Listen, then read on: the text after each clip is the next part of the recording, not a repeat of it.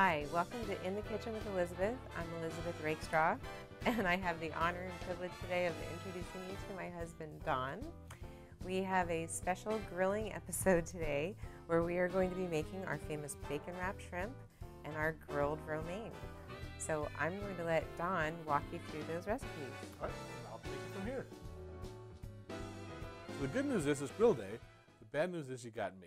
Because if it comes to the grill or if it has a face, I'm usually in charge of it here at the Rakestraw residence. So today we're going to do two items. We're going to do bacon wrapped shrimp, and we're also going to do grilled romaine lettuce. And we're going to start today with the grilled romaine lettuce.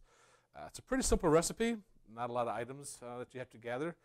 We have two heads of romaine, olive oil, balsamic vinegar. You can also use a red wine vinegar if you like a little more bite, salt, pepper, and a good shredded cheese. I like Reggiano. I don't exactly know what it's called, but it's a good cheese, trust me. So what you start with is simply slicing the grilled romaine in half. Just cut down the middle, open it up, and you're going to take your olive oil and brush both cut sides. The olive oil is going to give it a good flavor and also going to help you not stick so much to the grill.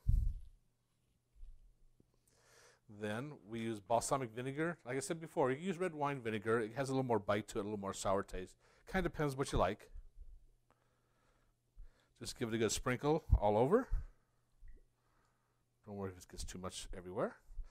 And then, as they always say, salt and pepper to taste, which I really never know exactly what that means because I don't know what that taste actually is, but I'm going to use that same phrase, salt and pepper to taste. And really, that's it before we go to the grill. And the bacon wrapped shrimp is another pretty simple recipe, not a lot of ingredients.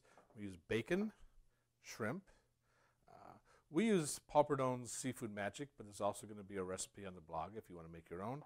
And we use Thousand Island dressing. Again, there's going to be a recipe on the blog if you want to make your own. A couple skewers, two serving trays. The first tray is for the raw shrimp. So the second tray is going to be for the finished shrimp so we don't cross-contaminate raw versus cooked. And what we start with bacon, and what you want is you want a thin sliced bacon so that you're not having to cook it through too much. And what I do is I actually render the bacon for a couple minutes to get rid of some of the excess fat. Typically that's in a microwave for 2 to 3 minutes, a minute and a half at a time at about 60% power. And what you end up with is actually a bacon that's A, partially cooked, but B, and more importantly, you've eliminated some of that fat, so you've kind of got a less chance of a flare-up. For the shrimp, we're using U15s, which means that there's approximately 15 shrimp per pound. You could go down to maybe a U20, where you get 20 shrimp per pound. Much smaller than that, and your bacon and your shrimp are not going to cook nearly at the same rate. And also, the bacon is just going to kind of overwhelm the shrimp. So U15 to U20 shrimp is a good choice. What you want to do is you want to wrap the bacon around the shrimp, and we're going to skewer the shrimp in the side. So I kind of start with one end of the bacon on the top of the shrimp and wrap it around, making sure that I get the other end of the bacon here, right here at the bottom of the shrimp. So the skewer basically is going to tie into both ends of the shrimp, locking it in. One thing to note, we're using flat skewers. They're nice. They don't allow the shrimp to twist quite as much as a round skewer does. But you could also use round skewers if you had them. And if you don't have metal skewers, you can use bamboo. But if you're using bamboo, you want to make sure that you soak them in water for at least 30 minutes so they don't burn on the grill. I'm just going to do 3 shrimp per skewer. Typically, we don't really do much more than 4. You get a lot of shrimp on each skewer. They don't cook evenly. And also, as you're turning them, you just have more of a chance of burning the bacon and not cooking the shrimp all the way through. So that's one skewer. I'm going to do a second one. This appetizer actually is a kind of a favorite at our Christmas parties where we have sometimes up to 100, 120 people.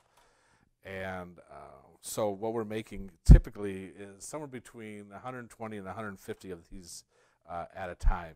And so we enlist some very close and very dear friends of ours to help us do this. It's about an hour and a half of cleaning, deveining, wrapping, and then again, basically just the prep work. And the fact that these same friends, particularly Trash Stacy and Whitley, come back and see us every year, it means they must love us because every year they're put to work doing this bacon wrapped shrimp. So I got one more piece of bacon here and one more shrimp. We're going to put it on the skewer. All right. And then just before we go to the grill, we're going to season it again with a Paul Prudhomme seasoning. Again, you can make your own. The bacon and the shrimp already have a great flavor and a great taste. You really don't need to spend a lot of time with the powder. You don't need to coat it a lot. A little goes a long way, but both sides. And that is it, and we're ready to go to the grill.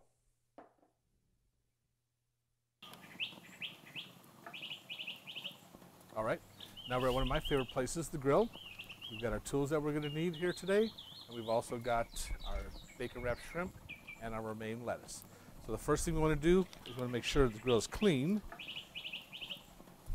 and just give it a good scrub one time. This will help prevent the shrimp and the lettuce from sticking. And then what you want to do is you want to coat the grates with oil, a vegetable oil, not olive oil, but a vegetable oil. We're actually using sunflower seed oil. It's high temperature.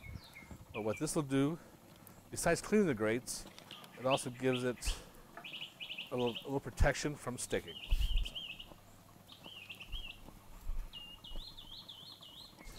The grill right now is at about medium-high heat. You know that because you can put your hand over there for about 5 seconds, and that's about it. You don't want to go much higher because the bacon's going to burn on very quickly if you're much higher. So we're going to put our skewers on the grill. And that's going to take about 4 or 5 minutes. So we're going to set our timer for 4 minutes. And actually, I'm going to go inside because Michigan's playing Ohio.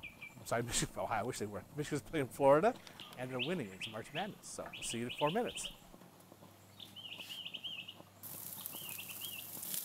All right, Michigan's still up. We're on our way to the Final Four. We got just a few more seconds left, with our timer's going to go off. Things are going to. I got a glove. These things get awful hot, and so just in case, a glove and a pair of tongs will probably stop you from burning yourself. So let's take a look at what we have here on the first side. And you can see the bacon is actually charred kind of nicely, and the shrimp is getting opaque, has that nice little orange skin. So that means the shrimp's getting done also. Turn the other one. Ooh, those are good. So again, the other set has the bacon getting cooked, and the shrimp is getting cooked all the way through. You're looking for, again, that opaque side. We've got the one half of the opaque side, and the other half still needs extra cooking. So we got another 4 minutes on this side, and it'll be good to go. All right, so now we're down to about 2 to 3 minutes left on the shrimp. So we're going to put our romaine on the grill. Again, same temperature, medium high. I'm going to kind of char the romaine and wilt it. Kind of let those flavors all seep together. And roughly 2 to 3 minutes per side for the romaine, and they should be finishing up about at the same time.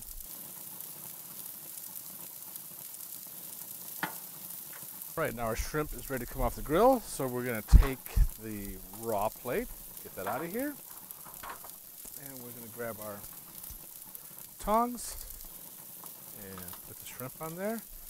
And I hope you can see the bacon's well cooked, the shrimp's opaque, everything's pretty nice. And we're just going to double check our lettuce one more time. Everything's kind of charred, a little bit wilted, so looks like we are ready to take those off the grill also.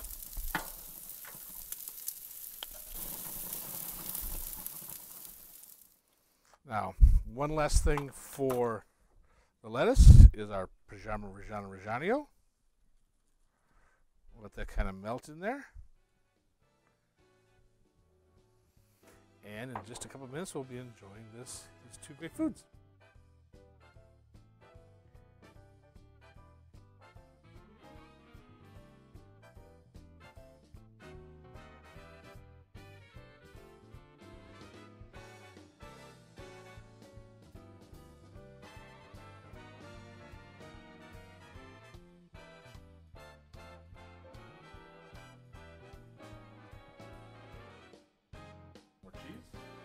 Great.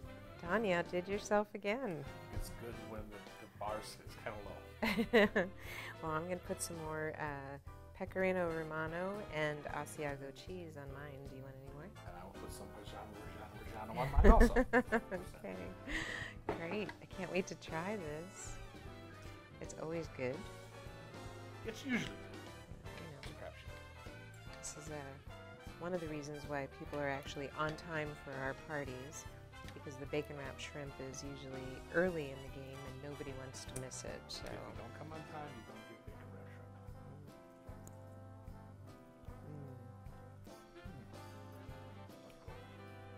It's very good. It's even better when you're starved. The bacon gives you enough saltiness, and then the neatness of the shrimp, and then just that little paprika spice just makes everything kind of melt and blended together deliciously. And lettuce, grilled romaine, is usually a real good mix of the caramelized sweetness of the balsamic with a little bit of tang because it's a vinegar, and then the char from the grill.